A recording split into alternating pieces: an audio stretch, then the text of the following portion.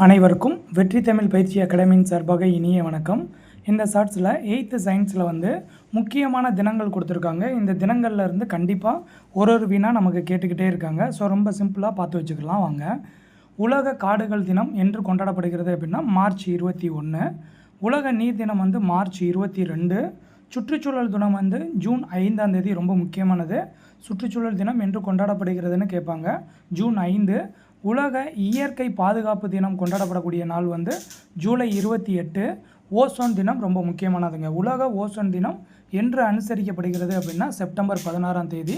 இது மட்டும் இல்லாமல் அடுத்தது பாருங்கள், மே 22 ரொம்ப முக்கியமானதுங்க. உலக உயிர்களின்